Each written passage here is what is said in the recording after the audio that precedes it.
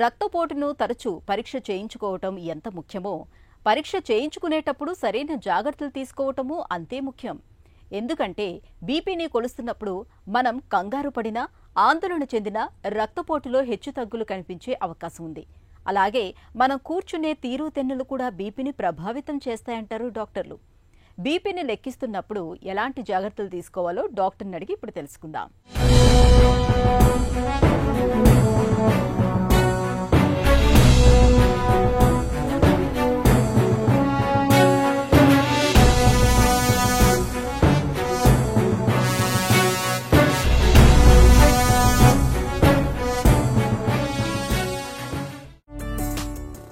రక్తపోటును ఎప్పుడెప్పుడు ఎలాంటి సందర్భాల్లో ఏ వయసు నుంచి లెక్కించాలి?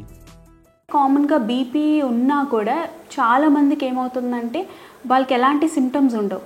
సో వీళ్ళు ఐదర్ ఏదైనా హాస్పిటల్కి జనరల్గా రెగ్యులర్ హెల్త్ చెకప్స్కి వెళ్ళినప్పుడు ఆర్ఎల్స్ ఏదైనా ఐ చెకప్కి వెళ్ళినప్పుడు ర్యాండమ్గా బీపీ చూసినప్పుడు ఇన్సిడెంటల్గా వీళ్ళకి బీపీ ఉంది, రికార్డింగ్స్ హైగా ఉంది అని తెలుస్తుంది తప్పించి మోర్ దెన్ 70% మందికి వాళ్ళకి బీపీ ఉన్నట్టు తెలియదు.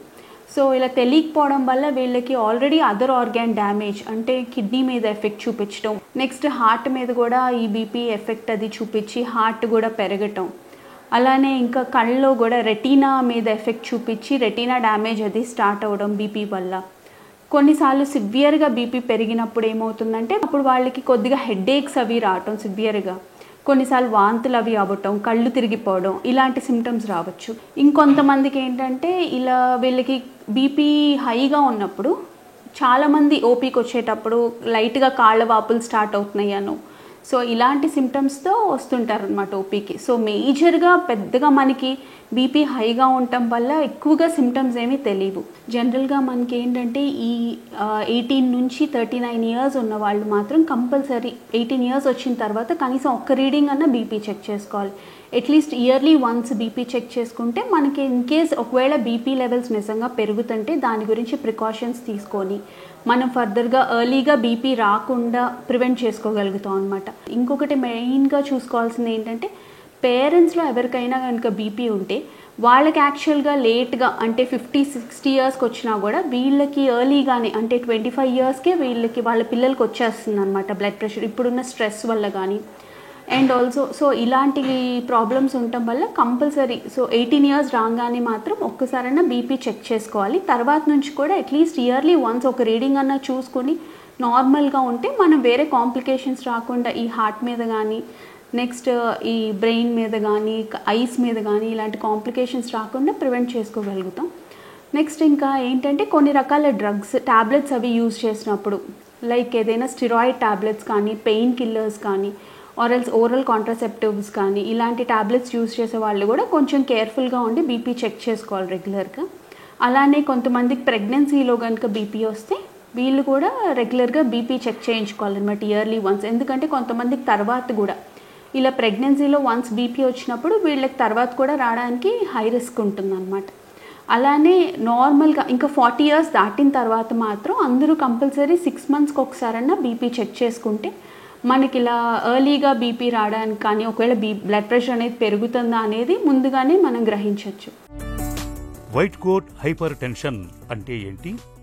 వైట్ కోట్ హైపర్ టెన్షన్ అంటే మనకి వీళ్ళకి ఏంటంటే నార్మల్గా ఇంట్లో కానీ ఆర్ఎల్స్ బయట ఎక్కడైనా నార్మల్ రికార్డింగ్స్ తీసినప్పుడు బీపీ నార్మల్గా ఉంటుంది. అలా కాకుండా హాస్పిటల్కి వచ్చినప్పుడు మాత్రం బీపీ లెవెల్స్ ఎక్కువగా అంటే 140/90 కంటే ఎక్కువగా ఉంటాయి అన్నమాట. దీన్ని వైట్ కోట్ హైపర్ టెన్షన్ అంటాం. సో వీళ్ళకి ఏం చేయొచ్చు అంటే ఇంటి దగ్గర ఏమైనా పాసిబిలిటీ ఉండి చెక్ చేసుకునే ఆప్షన్ ఉంటే కనుక ఈ ఆటోమేటెడ్ బీపీ మెషిన్స్ ఒకటి తీసుకొని దాంతో మార్నింగ్ ఈవినింగ్ ఒక 1 వీక్ వరకు ఒక వారం అంతా చెక్ చేసుకొని బీపీ రికార్డింగ్స్ అన్నీ ఎంత వస్తుంది అనేది నోట్ చేసి పెట్టుకుంటే దాని యావరేజ్ తీసుకొని తర్వాత మళ్ళీ ఒక వారం తర్వాత వీళ్ళకి హాస్పిటల్లో కూడా చెక్ చేసి బీపీ సో ఆ రీడింగ్స్ వాళ్ళ ఇంటి దగ్గర చెక్ చేసుకునే రీడింగ్స్ మనం హాస్పిటల్లో చెక్ చేసింది అన్నిటికీ యావరేజ్ తీసి అప్పుడు కూడా దాని రీడింగ్స్ 140/90 కంటే ఎక్కువ ఉంటే అప్పుడు వాళ్ళకి బీపీ ఉందని డయాగ్నోసిస్ చేస్తాం. ఆర్ఎల్స్ వాళ్ళ రీడింగ్స్ కనుక తక్కువగానే ఉంటే మళ్ళీ 2 మంత్స్ తర్వాత మళ్ళీ రిపీట్ చేసుకొని ఒకసారి మళ్ళీ బీపీ రీడింగ్స్ అవి చూసుకోవాల్సి వస్తుంది. అండ్ ఇంకొక గుర్తుంచుకోవాల్సిన విషయం ఏంటంటే ఇలా వైట్ కోట్ హైపర్ టెన్షన్ ఉన్నప్పుడు అంటే హాస్పిటల్లో రీడింగ్స్ హైగా ఉండి ఇంటి దగ్గర రీడింగ్స్ నార్మల్గా ఉన్నా కూడా వీళ్ళు ఏంటంటే కొంచెం ఎక్స్ట్రా కేర్ఫుల్గా ఉండాలి, ఎందుకంటే వీళ్ళకి ఇలా వైట్ కోట్ హైపర్ టెన్షన్ ఉన్న వాళ్ళకి ఫ్యూచర్లో బీపీ వచ్చే రిస్క్ హైగా ఉంటుంది. బీపీని ఏ సమయంలో కొలవటం మంచిది, ఎలాంటి జాగ్రత్తలు తీసుకోవాలి? జనరల్గా ఇంటి దగ్గర కనుక మనం ఆటోమేటెడ్ బీపీ మెషిన్తో కానీ మానిటర్తో కానీ చెక్ చేసుకుంటుంటే మనం నిద్ర లేచిన తర్వాత ఒక హాఫ్ అన్ అవర్ తర్వాత చెక్ చేసుకోవాలన్నమాట. అది ఐడియల్ టైము. అది కూడా మనం చెక్ చేసుకునేటప్పుడు కాఫీ కానీ టిఫిన్ కానీ టీ కానీ అవేం తీసుకోకూడదు. నెక్స్ట్ ఎక్సర్సైజెస్ అవేమీ చేసి ఉండకూడదు. స్మోకింగ్ కానీ ఇలాంటివేమీ చేసి ఉండకూడదు. ఇలా చేయకుండా మనం లేచిన తర్వాత ఒక అరగంట తర్వాత, లేచిన వెంటనే కాకుండా ఒక అరగంట తర్వాత బీపీ చెక్ చేసుకుంటే మనకు కరెక్ట్ రీడింగ్ వస్తుంది. అలానే ఆ చెక్ చేసుకునేటప్పుడు ఒక 5 మినిట్స్ కొంచెం ప్రశాంతంగా కూర్చొని మనం ప్లెజెంట్గా రిలాక్స్డ్గా కూర్చొని బీపీ చెక్ చేసుకోవాలి. అలాగే ఒక ప్లెజెంట్ రూమ్లో కూర్చొని మనం చెక్ చేసుకుంటే రీడింగ్స్ కొంత కరెక్ట్గా వస్తుంది. నెక్స్ట్ థింగ్ ఏంటంటే మనం హాస్పిటల్కి వచ్చే ముందు స్మోకింగ్ కానీ కాఫీ టీలు కానీ ఏదైనా ఫుడ్ కానీ తినకపోతే బెటర్. ఎందుకంటే ఇలా ఫుడ్ కానీ కాఫీ టీ కానీ ఇలాంటివి ఏమైనా తీసుకుంటే ఇమీడియట్గా బీపీ రీడింగ్స్ పెరుగుతాయి అన్నమాట. సో అన్నెసరీగా మనకి బీపీ రీడింగ్స్ హైగా రావచ్చు, హైగా చూపించవచ్చు. సో అన్నెసరీగా ట్రీట్మెంట్ అది స్టార్ట్ చేయాల్సిన ప్రాబ్లం రావచ్చు. సో అందుకని మనం వచ్చే ముందు కూడా ఇలాంటివన్నీ చేయకుండా ఈ టిప్స్ ఒకటి ఫాలో అవ్వాలి. నెక్స్ట్ థింగ్ కూర్చున్నప్పుడు కూడా లోపలికి వెళ్ళి డాక్టర్ ఆఫీస్లో కూర్చున్నప్పుడు కూడా మనము చైర్లో కొంచెం ప్లెజెంట్గా స్ట్రైట్గా కూర్చొని హ్యాండ్ అనేది కూడా మనం హార్ట్ లెవెల్లో ఉండాలన్నమాట బీపీ చెక్ చేసేటప్పుడు. అంటే పైకి కిందకి ఉండకూడదు. ఒకవేళ చెయ్యి కనుక మనకి బీపీ మెజర్ చేసేటప్పుడు కిందకు ఉంటే సో బీపీ రీడింగ్ కొంత ఒక 5 నుంచి 15 మిల్లీమీటర్స్ ఆఫ్ మెర్క్యూరీ వరకు పెరగచ్చు అనమాట, ఎక్కువగా చూపించవచ్చు.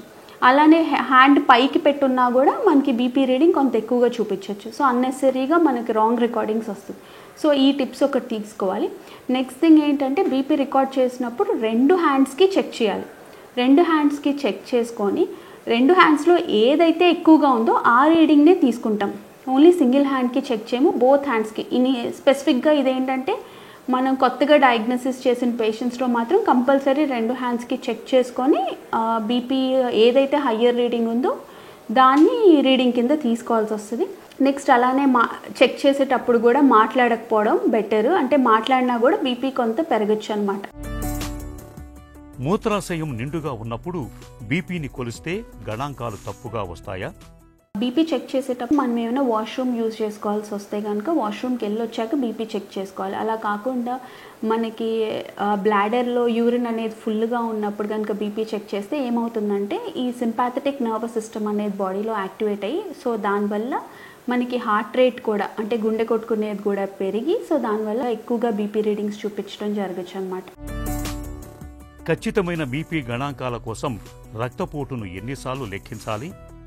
ఫస్ట్ టైం ఒక పేషెంట్ వచ్చి తనకి నిజంగానే బీపీ రీడింగ్స్ ఎక్కువగా ఉన్నాయి అంటే 140/100 కంటే ఎక్కువగా ఉన్నాయి ఆర్ 140/100 ఉందంటే కనుక నెక్స్ట్ ఏం చేస్తామంటే మళ్ళీ ఇంకొక అట్లీస్ట్ 2 రీడింగ్స్ అన్నా తీసుకోవాలి. ఐదర్ ఒక వీక్ తర్వాత అయినా చెక్ చేయడం ఆర్ ఎల్స్ 2 వీక్స్ తర్వాత 2 వారాల తర్వాత అయినా ఒక 2 రీడింగ్స్ మళ్ళీ తీసుకోవాలి. మనం తీసుకొని అప్పటికి కూడా తనకి బీపీ కనుక ఎక్కువ ఉంటే అంటే 140/100 ఆర్ అబవ్ ఉంటే కనుక అప్పుడు బీపీ ఉంది అనుకొని బీపీ ట్యాబ్లెట్ స్టార్ట్ చేసుకుంటాం. అలానే 2 చేతులకి బీపీ చెక్ చేసుకోవాల్సి వస్తుంది. అలా కాకుండా ఒక పేషెంట్ వచ్చినప్పుడు తనకి ఫస్ట్ టైమే కనుక 160/100 కంటే బీపీ ఎక్కువగా ఉంటే వెంటనే ముందు బీపీ ట్యాబ్లెట్ స్టార్ట్ చేసుకుంటాం. ఎందుకంటే వీళ్ళకి మళ్ళీ వెయిట్ చేస్తే దానివల్ల వచ్చే రిస్క్ ఎక్కువగా ఉంటుంది కాబట్టి హై బీపీ వల్ల. సో ఫస్ట్ రీడింగ్స్ కనుక 160/100 కంటే ఎక్కువ ఉంటే ముందే బీపీ ట్యాబ్లెట్ స్టార్ట్ చేసుకొని సో దాంతోపాటు లైఫ్ స్టైల్ మోడిఫికేషన్స్ అనమాట. అంటే మనం డైట్లో సాల్ట్ అది బాగా తగ్గించడం, నెక్స్ట్ వాకింగ్ అది చేయటం, ఒకవేళ ఓవర్ వెయిట్ ఎక్కువ ఉన్న వాళ్ళైతే కొంచెం వెయిట్ లాస్కి డైట్ కంట్రోల్ అది చేయటం, నెక్స్ట్ స్మోకింగ్ ఆల్కహాల్ ఇలాంటివి ఏమన్నా ఉంటే అవి స్టాప్ చేసుకోవడం, అలాగే డైట్లో ఫ్రూట్స్ వెజిటేబుల్స్ అవి ఎక్కువగా ఉండేటట్టుగా చూసుకోవడం. సో ఇలా చేస్తాం. వీటితో పాటు ఏంటంటే ఒకవేళ పాసిబిలిటీ ఉంటే కనుక మనకి ఇంటి దగ్గర కూడా అంబులేటరీ బీపీ మానిటరింగ్ అనమాట. అంటే ఒక 24 గంటలు బీపీ మెజర్ చేసుకొని మెషిన్ కనెక్ట్ చేసుకొని ఆ రికార్డింగ్స్ చూసుకొని సో దాన్ని బట్టి ఏ టైంలో పెరుగుతుంది ఏ టైంలో అయినా డ్రాప్ అవుతుందా అనేది చూసుకోవాలి. దాన్ని బట్టి అవసరమైన ట్రీట్మెంట్ పెట్టుకోవచ్చు. యాప్లు వాచ్లు రెడీమేడ్ బీపీ యంత్రాలతో వచ్చే బీపీ రీడింగ్ సరైందేనా? ఈ యాప్స్ జనరల్గా ఈ హార్ట్ రేట్ దాన్ని బట్టి ఒక యావరేజ్ రీడింగ్ అసెస్ చేస్తాయి. అలానే వాచెస్ కూడా ఈసీజీ వరకు కొంత కరెక్టే వస్తుంది, కానీ హార్ట్ రేట్ అదంతా కరెక్ట్గానే వస్తుంది. బట్ బీపీ కఫ్తో మెజర్ చేయరు కాబట్టి వాళ్ళు యావరేజ్గా ఆ హార్ట్ రేట్ బట్టి ఒక యావరేజ్ రీడింగ్ ఇస్తున్నారు. సో అందుకని ఇవి యాక్యురేట్గా ఉండవు అనమాట, కొంత డిఫరెన్స్ ఉంటుంది. దానికంటే కొంత ఆటోమేటెడ్ బీపీ మెషిన్స్ ఇంటి దగ్గర చూసుకునేవి, కఫ్ టై చేసి చూసుకునేవి, అవి ఈ యాప్స్ కంటే అవి కొంత బెటర్ అనమాట. ఎందుకంటే అవి కూడా కొంచెం అంటే ఒక 10 to 15 millimeters ఆఫ్ మెర్క్యూరీ ఎక్కువగా చూపించవచ్చు. బట్ ఈ యాప్స్ వాచెస్ కంటే కొంత ఈ ఆటోమేటెడ్ బీపీ మెషిన్స్ కొంత బెటర్. రక్తపోటు అనేది గంట గంటకు రోజు రోజుకి కూడా మారిపోతూ ఉంటుంది, ఎప్పుడూ స్థిరంగా ఉండదు. ఇలాంటప్పుడు ఖచ్చితమైన బీపీని లెక్కించడానికి రోజు మొత్తం మీద వివిధ సమయాల్లో రక్తపోటును లెక్కించడం చాలా మంచిది.